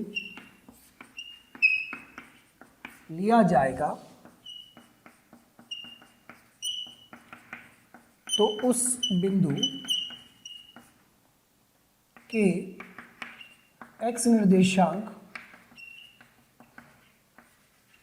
का चिन्ह बदल जाएगा। सही है। y अक्ष के सापेक्ष प्रतिबिंब लेने पर x का चिन्ह बदल गया। द्वितीय से प्रथम में चले जाओ या प्रथम से द्वितीय में चले जाओ। आप इधर भी देखो, अगर आप इधर से इधर आते हो, अगर आप इधर से इधर आते हो तो क्या ये नेगेटिव हो गया। अगर आप इधर से इधर जाते हो तो क्या ये नेगेटिव से पॉजिटिव हो गया, हो रहा है ना। तो y अक्ष के सापेक्ष प्रतिबिंब लेने पर x के निर्देशांक का चिन्ह बदल जाएगा। तीसरी बात, मूल बिंदु के सापेक्ष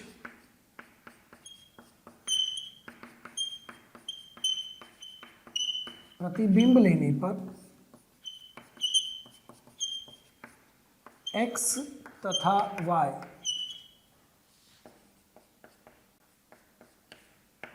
दोनों का चिन्ह बदलता है। दोनों का चिन्ह बदल जाएगा। x के सापेक्ष प्रतिबिंब लेने पर y का चिन्ह बदलेगा, y के सापेक्ष प्रतिबिंब लेने पर x का चिन्ह बदलेगा और मूल बिंदु के सापेक्ष प्रतिबिंब लेने पर x तथा y दोनों का चिन्ह बदल जाएगा। अर्थात अगर हम उदाहरण के तौर पे बात करें बच्चे, हम कोई बिंदु ले लेते हैं 3,4। अगर 3,4 का यहाँ प्रतिबिंब निकालेंगे तो ये 3,-4 होगा। y अक्ष के सापेक्ष प्रतिबिंब लेंगे तो -3,4 होगा। मूल बिंदु के सापेक्ष प्रतिबिंब लोगे तो -3,-4 हो जाएगा। बात समझ में आ रही है। तो अक्षों के सापेक्ष प्रतिबिंब लेने का अर्थ हुआ चतुर्थांश बदलना। शॉर्ट फॉर्म में हम कहें कि अक्षों के सापेक्ष प्रतिबिंब लेने का मतलब चतुर्थांश बदलना। लेकिन याद करने का तरीका नाम के विपरीत। चैप्टर के शुरू से क्या कह रहा हूँ, कुछ भी याद करना है तो नाम के विपरीत। x अक्ष के सापेक्ष प्रतिबिंब चिन्ह किसका बदलेगा, y का, नाम के विपरीत। y अक्ष के सापेक्ष प्रतिबिंब x का चिन्ह बदलेगा। मूल बिंदु के सापेक्ष दोनों का चिन्ह बदलेगा। इसी में एक चौथा पॉइंट और लिख के रखेंगे, बिंदु P x, y का लाइन y बराबर x के सापेक्ष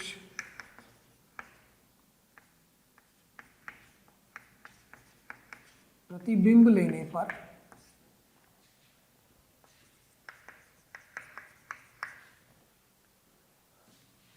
x तथा y आपस में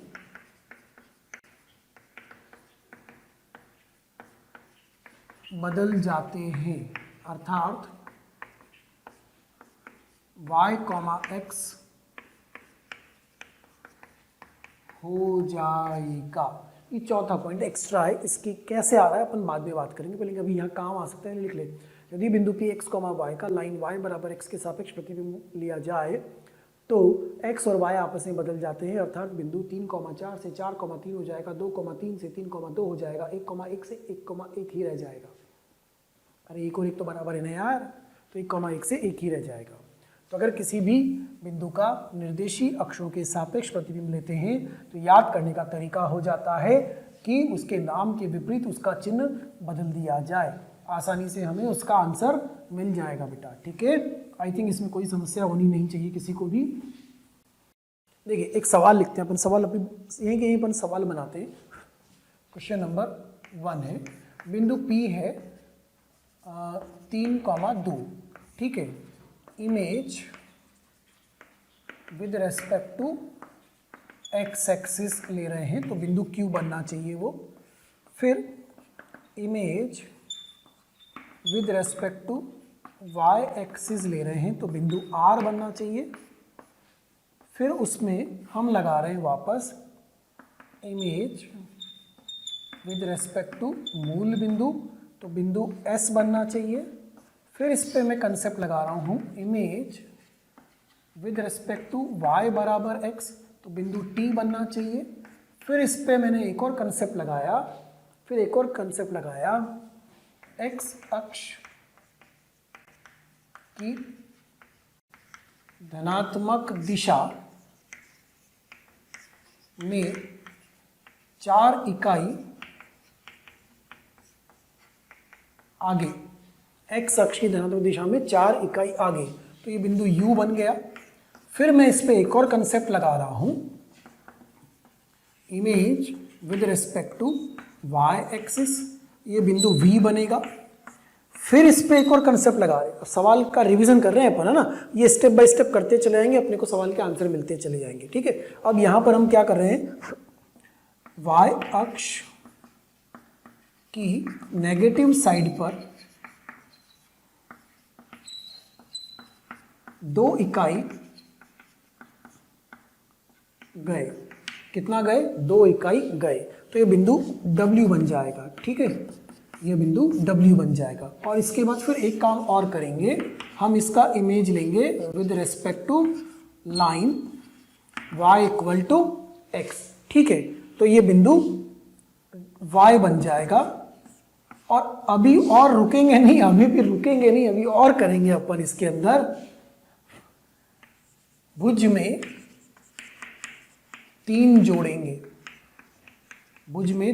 जोड़ेंगे, तो मान लेते हैं बिंदु Z बन गया।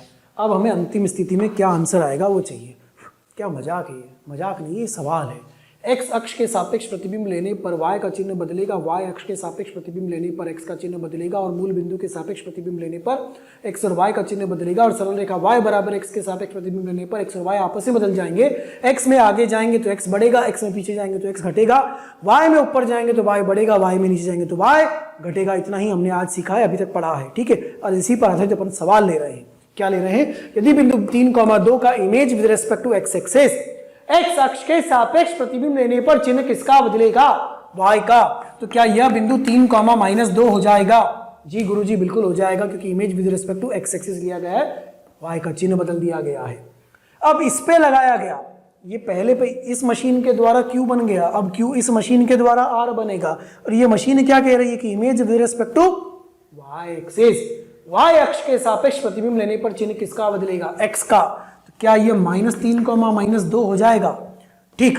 अब उसके बाद क्या करा, मूल बिंदु के सापेक्ष प्रतिबिंब लेने पर x और y दोनों का चिन्ह बदलता है। तो दोनों का चिन्ह कितना हो जाएगा 3,2। अरे लोग घूम फिर के वापस वहीं आ गए, कोई बात नहीं। अब किसके साथ रेस्पेक्ट में इमेज लेंगे, y बराबर x के सापेक्ष प्रतिबिंब लेने पर, अभी लिखा था पॉइंट नंबर 4 कि y बराबर x के सापेक्ष प्रतिबिंब लेने पर x और y अदला बदली हो जाएंगे, भुज कोटि कोटि भुज हो जाएगा। तो ये कितना हो जाएगा 2,3। फिर अगली वाली मशीन क्या करिए कि x अक्ष की धनात्मक दिशा में 4 आगे जाओ, x में पॉजिटिव साइड में 4 आगे जाएंगे तो x बढ़ेगा, नेगेटिव साइड में 4 पीछे जाएंगे तो x घटेगा। तो हमें 4 आगे जाना है, किस में जाना है, x में, भुज में। 2 + 4 6, कितना हो गया बेटा ये 6,3। अब इसका प्रतिबिंब लिया y अक्ष के सापेक्ष, image with respect to y axis. y अक्ष के सापेक्ष प्रतिबिंब लेने पर x का चिन्ह मतलब -6,3। अभी फिर रुका नहीं है सवाल, अभी और चल रहा है।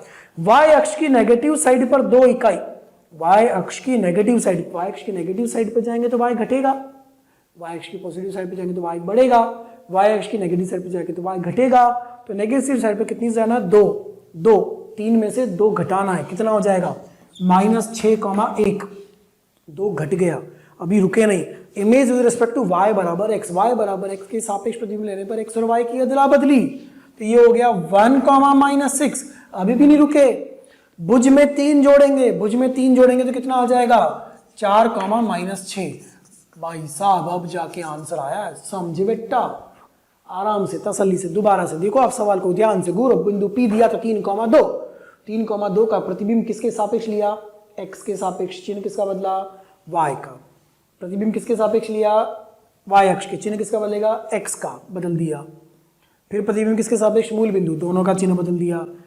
y बराबर x अदला बदली कर दी, x में क्या जोड़ो 4 जोड़ दिया, y में प्रतिबिंब लिया, x का चिन्ह बदल दिया। y की नेगेटिव पे जाओगे y घटेगा, घटा दिया 2, कहाँ आ गए, y की नेगेटिव साइड पर जाना है, मतलब यहाँ 3 है तो नीचे आना है, तो 1 हो गया y। अब फिर y बराबर x अदला बदली, फिर भुज में 3 जोड़ा, 1 में 3 जोड़ा 4, 4,-6 अंतिम स्थिति में हमें हल मिल रहा है। ठीक है, लिखिए इसको फटाफट से नोट करिए। यदि आप हमारे वीडियोस को देख रहे हैं और आपको वो पसंद आ रहे हैं तो मेरी आपसे रिक्वेस्ट है कि आप उनको लाइक करें, सब्सक्राइब करें, शेयर करें, ताकि वो और भी ज़रूरतमंद विद्यार्थियों तक पहुंच सके और उसका लाभ वो उठा सकें। आपके प्यार और स्नेह को देखकर हमारी टीम मोशन की पूरी टीम हाईली मोटिवेटेड है और हमारा हमेशा पूरा प्रयास है और रहेगा कि आपको बेहतर से बेहतर कंटेंट प्रोवाइड करते रहें। हाँ बेटा, अगला हेडिंग लेते हैं, ध्रुवीय निर्देशांक, पोलर कोऑर्डिनेट्स। कौन से कोऑर्डिनेट्स, पोलर कोऑर्डिनेट्स। ध्रुवीय निर्देशांक। इसके पहले जो अपन लिख रहे थे वो कौन से थे, कार्तीय निर्देशांक, कार्टेशियन कोऑर्डिनेट्स।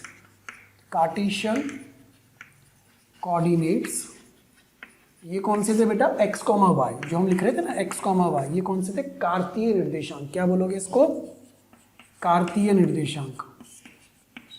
अब हम कौन से लिखने वाले हैं, ध्रुवीय निर्देशांक। ठीक है, ध्रुवीय निर्देशांक क्या होते हैं समझिएगा। x अक्ष दिया है और y अक्ष दिया है और बिंदु P दिया है x, y। ठीक है, तो ये x और y में ये जो y होता है ये x अक्ष से दूरी होता है और जो x होता है ये y अक्ष से दूरी होता है। ध्रुवीय निर्देशांक में क्या होता है, हमें 2 चीज़ों की आवश्यकता होगी। एक तो इस बिंदु की मूल बिंदु से दूरी, ये दूरी होगी r, और यह वाला एंगल एंटी क्लॉकवाइज डायरेक्शन में एंगल थीटा। तो इसको क्या लिखोगे, बिंदु P को r, थीटा, तो ये बन जाएगा ध्रुवीय निर्देशांक। अच्छा, यह जो दूरी है क्या यह भी x है, तो अगर हम यहाँ पर देखें तो 90 डिग्री बन रहा है, तो यहाँ से x और y दोनों मिल जाते हैं r के रूप में, थीटा के रूप में। कैसे मिल जाते हैं, ये होगा y/x tan थीटा।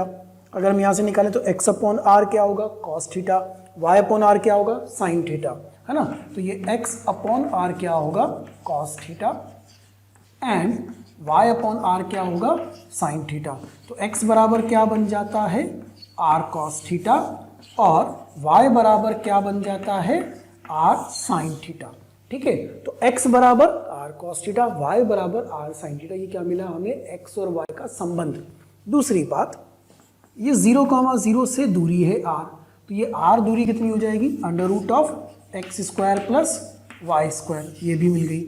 अच्छा, थीटा कितना है, tan थीटा, टेन थीटा कितना है y अपॉन x, लेकिन मापांक में लिखेंगे, मापांक y अपॉन मापांक x।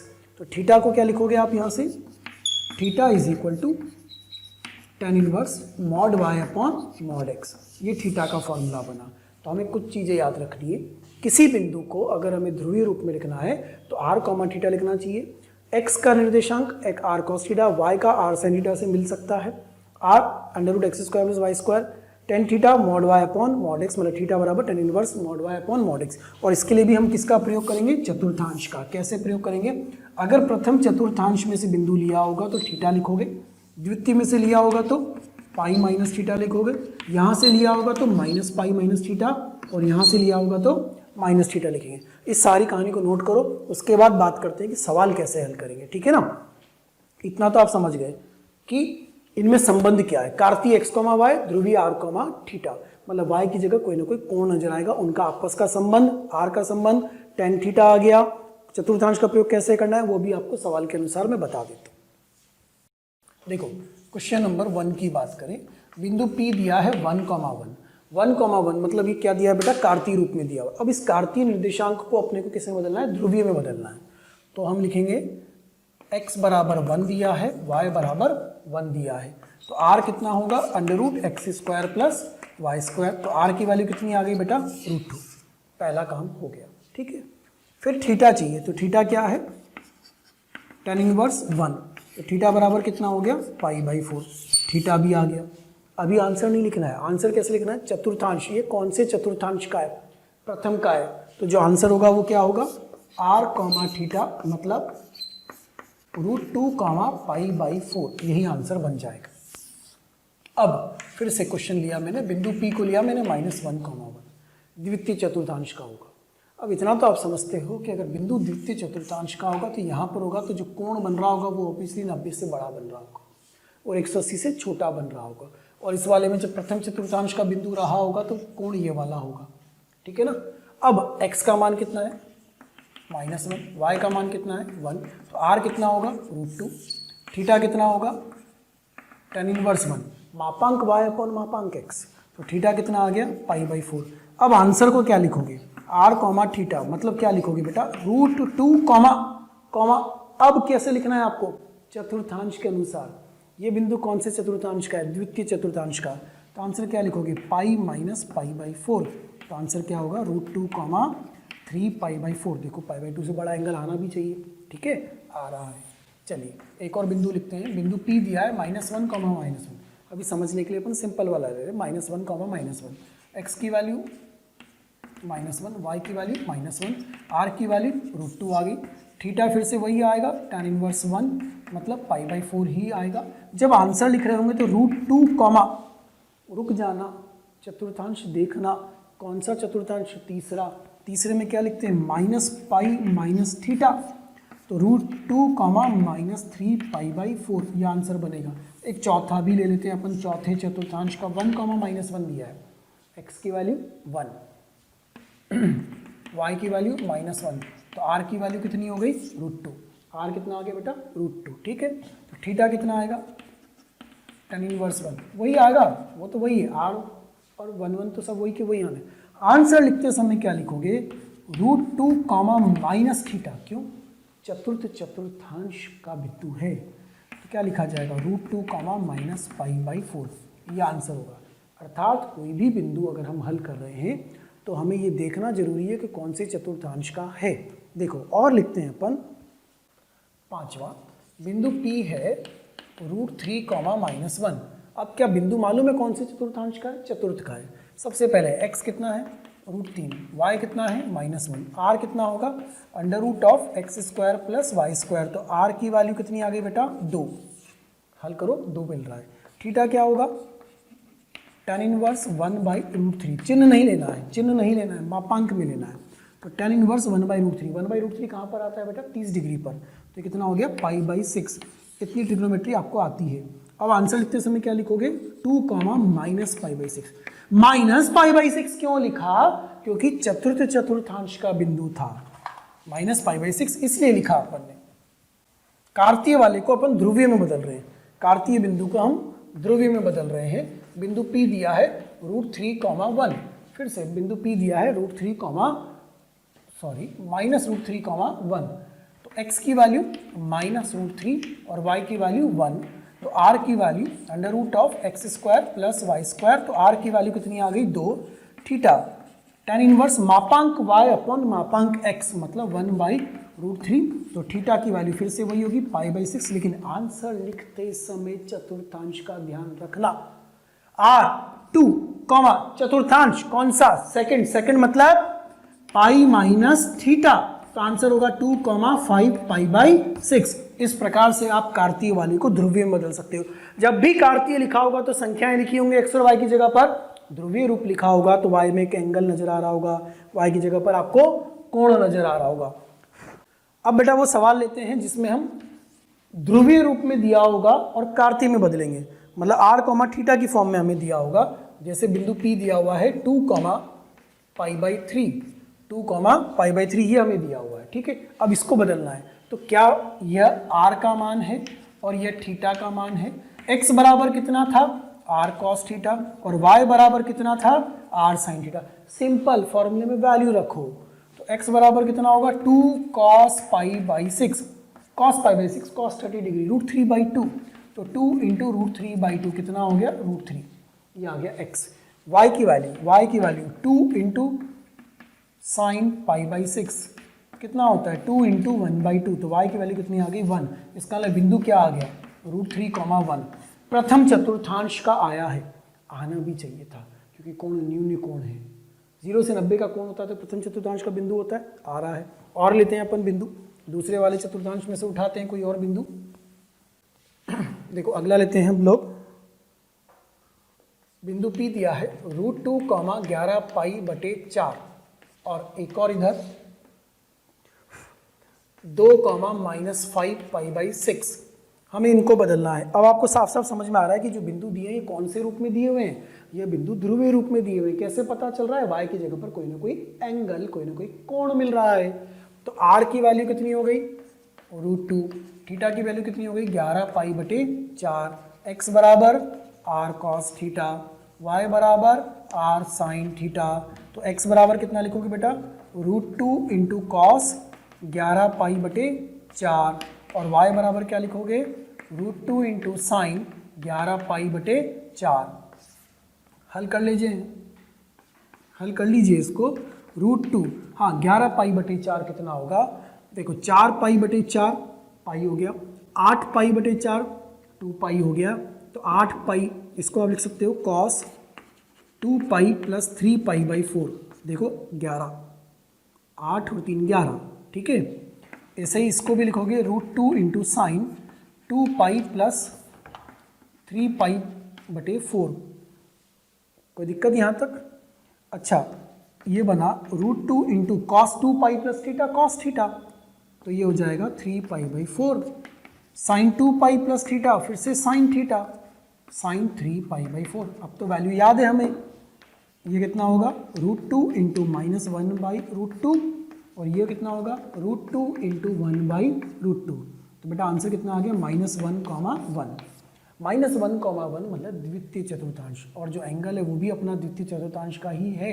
आप देखो मैं आपको बना के बताता हूँ, π/4, 2 π/4, 3 π/4 ऐसे चलेगा ना। π/4 मतलब समझते हो ना, π/4 मतलब कितना हुआ 45, तो π/4, 2 π/4, 3 π/4, 4 π/4, 5 π/4, 6 π/4, 7 π/4, 8 π/4, 9 π/4, 10 पी/4, 11 π/4, सेकंड में पहुंच जाएगा 45, 45, 45, 45, 45। अच्छा इसको हल करते हैं, r का मान 2, थीटा का मान -5 π/6, x बराबर r cos थीटा, y बराबर r sin थीटा, तो x बराबर 2 sin -5 π/6, y बराबर 2 साइन थोड़ी है यहाँ cos होगा, साइन -5 π/6, तो x बराबर 2 cos 5 π/6 हो या cos -5 π/6 हो, एक ही बात होती है, क्योंकि cos ऑफ थीटा और cos ऑफ माइनस थीटा एक ही बात होती है। तो ये कितना हुआ, ये 150 डिग्री, 150 डिग्री पे कितना आएगा √3/2, तो कितना आ गया √3, x का मान। अब यहाँ से निकालो y = -2 साइन 5 π/6, तो कितना आ गया -2 × 1/2, तो y की वैल्यू कितनी आ गई -1, तो आंसर क्या इतना आया √3, -1। चतुर्थ में आना चाहिए था। तो -5π/6 चतुर्थ में क्यों नहीं आया अपना कॉस, अच्छा कॉस √3 cos 5π/6 -√3/2 होगा, -√3 आएगा तो माइनस आएगा, तृतीय में आएगा, बिल्कुल सही बात, तृतीय में ही आना चाहिए था। थर्ड क्वाड्रेंट में आ रहा है क्योंकि 5π/6 मतलब 150 का नेगेटिव थर्ड में जा रहा है। एंगल आपका ये वाला है, ये एंगल है ना -5π/6 थर्ड में -√3 -1, ये तरीका है। तो ध्रुवीय में भी बदल सकते हैं और कार्तीय में बदल सकते हैं। कार्तीय का मतलब दोनों जगह पे x और y की जगह पे संख्या लिखी होगी। ध्रुवीय निर्देशांक का मतलब x की जगह पर कोई संख्या लिखी होगी, y की जगह पर कोई ना कोई एंगल लिखा होगा। अगर आपको कार्तीय से ध्रुवीय में जाना है, वो तो चले गए थे हम, और ध्रुवीय से कार्तीय में आना है तो ऐसे आएंगे। ये उदाहरण रहे आपके सामने, नोट करिए उदाहरण को, फटाफट से लिखिएगा इनको। चलो अगला हेडिंग लेते हैं बेटा, टॉपिक दूरी सूत्र, डिस्टेंस फॉर्मूला, है ना, डिस्टेंस फॉर्मूला, दूरी सूत्र। बेसिक रूप से तो दूरी सूत्र सभी विद्यार्थी जानते हैं और सबने 9वीं 10वीं में पढ़ा हुआ भी है, प्रयोग भी किया हुआ है। दूरी सूत्र अपने पास 3 जगह पे आएगा, बल्कि कहना चाहिए 4 जगह पे भी आ सकता है। एक तो यहाँ पर आएगा 2D में, एक आएगा आपके पास 3D में, एक आपका आएगा सदिश में, और चौथा ध्रुवीय रूप में इसमें 2D में भी आएगा। तो 2 बार तो इसी में लिख लेंगे अपन दूरी सूत्र को, और फिर अपन कहाँ लिखेंगे 3D में, सदिश रूप में भी और कार्तीय रूप में भी। उसके अलावा कॉम्प्लेक्स नंबर चैप्टर, सम्मिश्र संख्या, उसमें भी अपने को मिलता है दूरी सूत्र, विभाजन सूत्र।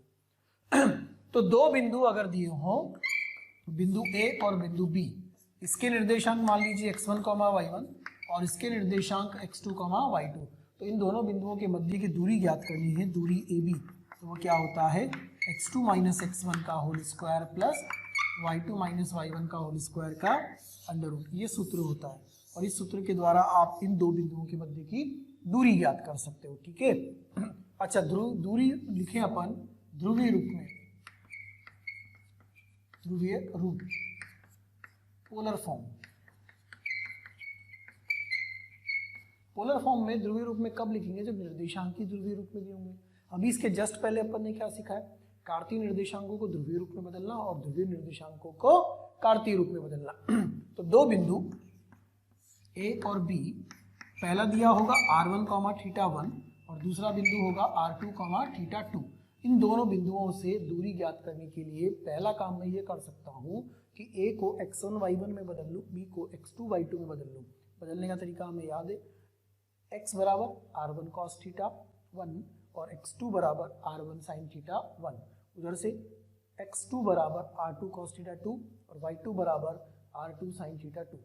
उस फॉर्मूले से, उस संबंध से दोनों कार्तीय में बदल जाएंगे और फिर हम ये वाला फॉर्मूला लगा देंगे। या अगर हम डायरेक्टली फॉर्मूला लगाना चाहते हैं तो दूरी सूत्र के लिए फॉर्मूला लिखेंगे r1 square plus r2 square minus 2 r1 r2 cos of θ1 minus θ2 का अंडर रूट, ये बन जाएगा दूरी सूत्र, ठीक है। ये दूरी सूत्र कौन से रूप में मिला बेटा, ये दूरी सूत्र मिला अपने को ध्रुवीय रूप में, ये दूरी सूत्र मिला अपने को कार्तीय रूप में। अब जब 3D में जाएंगे ना, 3D वाले चैप्टर में, तो तीसरा त्रिविम, त्रिविम में क्या होगा, x अक्ष y अक्ष के अलावा एक तीसरा अक्ष z अक्ष और आ जाएगा। तो x1 y1 z1, x2 y2 z2 आ जाएगा। तो x2 - x1 का whole square plus y2 - y1 का whole square plus z2 - z1 का होल स्क्वायर आ जाएगी, ठीक है। अब इसमें खास बात, a x1, y1 है और b x2, y2 है। If x1 बराबर x2, अगर x1 और x2 दोनों बराबर हो गए तो क्या होगा, अगर x1 और x2 दोनों बराबर हो जाएंगे तो जो पहला ब्रैकेट है वो 0 हो जाएगा बेटा। और पहला ब्रैकेट 0 होने से क्या होगा कि जो AB दूरी होगी वो AB दूरी कितनी आएगी, y1 - y2 का होल स्क्वायर, अर्थात AB दूरी मिलेगी मापांक के अंदर y1 - y2। मापांक में इसलिए लिख रहा हूँ क्योंकि दूरी सदैव कैसी होगी, धनात्मक होगी। तो मुझे नहीं मालूम कि y1 पॉजिटिव है या y2 पॉजिटिव नेगेटिव है, कौन पॉजिटिव कौन नेगेटिव, बड़ा आएगा आंसर, बड़े छोटे में से बड़ा माइनस करें, बड़े में से छोटा माइनस करें, धनात्मक आएगा कि ऋणात्मक आएगा, इसलिए अपन क्या लिखेंगे, मॉड ऑफ y1 - y2। अच्छा, x1 बराबर x2 से एक बात और पता चलती है कि अगर x निर्देशांक कांस्टेंट है, x निर्देशांक अगर कांस्टेंट है तो लाइन किसके पैरेलल जा रही होगी, y अक्ष के पैरेलल जा रही होगी। तो AB parallel to y axis होगा।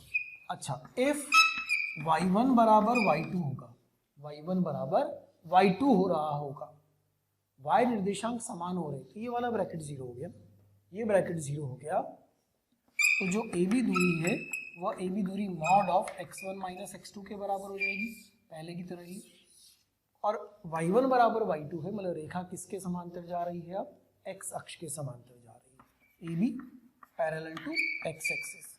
इस बात को हम इस तरीके से याद करें, यदि कोई रेखा x अक्ष के समांतर जा रही है तो जो दूरी होगी वो x निर्देशांकों के अंतर से आ जाएगी। यदि कोई रेखा y अक्ष के समांतर जा रही है तो जो दूरी होगी वो y निर्देशांकों के अंतर से आ जाएगी। ठीक है, ये आपका दूरी सूत्र हुआ। देखिए सवाल देखिएगा दूरी सूत्र पर, क्वेश्चन नंबर 1, बिंदु A दिया जा रहा है आपको 7,6 और बिंदु B -3,4, तो AB दूरी कितनी होगी वह ज्ञात करनी, सिंपल फॉर्मूला आधारित प्रश्न है। दूसरा सवाल, बिंदु A दिया जा रहा है आपको 2,15 डिग्री और बिंदु B दिया जा रहा है आपको 1,75 डिग्री। फिर से AB दूरी कितनी होगी यह हमें ज्ञात करना है, डायरेक्ट फॉर्मूला लगाना, फॉर्मूला आधारित प्रश्न। ठीक है, ट्राई कर लीजिए आप फटाफट से इन दोनों प्रश्नों को, एक बार प्रयास करके देखिए कि आंसर क्या मिलता है, उसके बाद फिर हल को देखिएगा। जब तक मैं आपको एक तीसरा सवाल और लिख के देता हूँ। बिंदु P 0,1 दिया हुआ है, बिंदु Q x, -3 दिया हुआ है, और यदि PQ दूरी बराबर 5 तो हमसे x का मान पूछा जा रहा है, तो हमें ज्ञात करना है कि x का मान क्या होगा। ठीक है, हाँ तो AB दूरी आपने पहले सवाल में ज्ञात कर ली होगी। ठीक है, AB दूरी ज्ञात करने के लिए कुछ नहीं, सिंपल फॉर्मूला लगाना है, AB is equal to x2 minus x1 या x1 माइनस x2, कुछ फर्क तो नहीं पड़ेगा ना बेटा, उससे कोई फर्क नहीं पड़ेगा, x2 माइनस x1 का भी वर्ग हो रहा है और x1 माइनस x2 का भी वर्ग हो रहा है, तो 7 माइनस 3 का वर्ग या 3 माइनस 7 का वर्ग एक ही बात है, तो यह 7 प्लस 3 प्लस 6 माइनस 2 का वर्ग, इस तरह से ए बी दूरी यहाँ से मिलेगी, आपको मिलेगा 10 का वर्ग प्लस 4 का वर्ग अंडर रूट, तो ए बी दूरी आपको मिलेगी 100 प्लस 16 अर्थात अंडर रूट 116, ये आपको इसका आंसर मिल जाएगा। नहीं 4 है, यहाँ 4 है, इसको सही करिएगा, 4 है, तो यहाँ 2 तो 4 आ जाएगा हल करके, तो ये हो जाएगा 104 अंडर रूट ऑफ 104, ये हमें मिल जाएगा दूरी। ठीक है, ये आ गई ए बी दूरी। अच्छा, ध्रुवीय रूप में जब लिखेंगे तो ए बी दूरी बराबर क्या लिखेंगे, r1 square plus r2 square minus 2 r1 r2 cause of theta 1 minus theta 2, cause of theta 1 minus theta 2, r1 square 2 का स्क्वायर, r2 स्क्वायर 1 का square minus 2 r1 into r2 2 into 1 cause of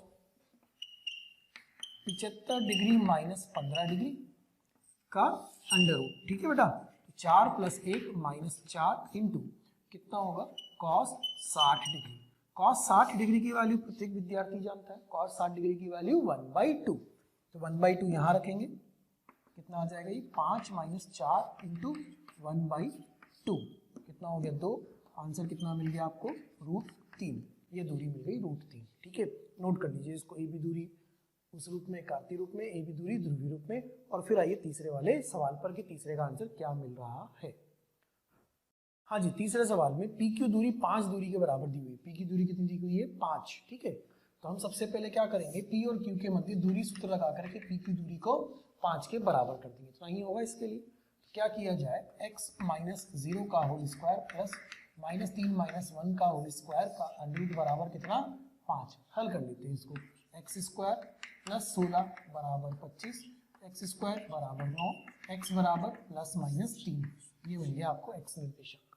simple साधारण बात की जा रही है, कोई उल्टी सीधी बात नहीं की जा रही है, फॉर्मूला आधारित प्रश्न की बात कर रहे हैं। ठीक है, अगला सवाल देखिएगा, क्वेश्चन नंबर 4, एक्स अक्ष पर वह बिंदु ज्ञात करें, एक्स अक्ष पर वह बिंदु ज्ञात करें जो a 7,6 एंड बी -3, 4 से समदूरस्थ हो। एक्स अक्ष पर बिंदु ज्ञात करना है। अगर बिंदु एक्स अक्ष पर होगा तो क्या जीरो होगा, वाई। पहली बात तो ये समझ में आती है कि अगर बिंदु एक्स अक्ष पर है तो वाई निर्देशांक जीरो होगा। तो एक्स अक्ष पर है इसीलिए बिंदु को लिखेंगे हम x, 0। ये कोई बिंदु P जो हमें ज्ञात करना है, ठीक है। आगे क्या बोला है कि जो बिंदु A और B से समदूरस्थ हो। समदूरस्थ का मतलब क्या होगा, जिसकी A से दूरी और B से दूरी क्या होगी, समान। तो इस समदूरस्थ से ये समझ में आया कि P की A से दूरी और P की B से दूरी क्या होगी, आपस में बराबर होगी। अब ये दूरी बराबर होगी तो x -7 का होल स्क्वायर प्लस 0 -6 का होल स्क्वायर का अंडर रूट। ये तो P A दूरी होगी, बिंदु P की A से दूरी, और P B दूरी उसको भी लिख देते हैं, वो बनेगा x प्लस 3 का होल स्क्वायर प्लस 4 का होल स्क्वायर का अंडर रूट। सही है, हल कर ले इसको बेटा। कितना आ गया ये, x -7 का होल स्क्वायर प्लस 36 बराबर x प्लस 3 का होल स्क्वायर बराबर प्लस 16। हल किया जाए, x square plus 49 minus 14x plus 36 बराबर x square plus 6x plus 9 plus 16। X square cancel, इसको उधर लीजिए, 20x 49 और 36, ये हो गया आपके पास 85 और 25 तो 50, तो इक्वल टू -50। एक बार कैलकुलेशन को जरूर चेक कर ले, है ना। अपन इसको उधर लिखे गए, इसको उधर से इधर ला रहे हैं, तो 9 और 16 इधर आया तो -25, माइनस का 25 करेंगे, 36 में से माइनस का 25 करेंगे तो कितना आएगा बेटा, 36 में से -25 करेंगे तो अपने को मिलेगा 11, 11 और 49 60, प्लस का 60 मिलेगा। तो x बराबर कितना आ जाएगा, 3। तो बिंदु P कितना हो जाएगा, 3,0। बिंदु P के निर्देशांक, तो बिंदु P 3,0 वह बिंदु है जिसकी A से और B से दूरी कैसी है, समान। समान दूरी पर स्थित बिंदु है, समदूरस्थ बिंदु है, ठीक है। लिख लीजिए इसको। जो वीडियोस आप देख रहे हैं, जो वीडियोस हम आपको पढ़ा रहे हैं, यदि आप वीडियो वो चाहते हैं और भी मटेरियल चाहते हैं, स्टडी मटेरियल चाहते हैं, तो आप एक नंबर नोट कर लीजिए और उस नंबर पर कॉल कीजिए। नंबर है 1821 21 799, अर्थात 1800 21 21 799। Thank you.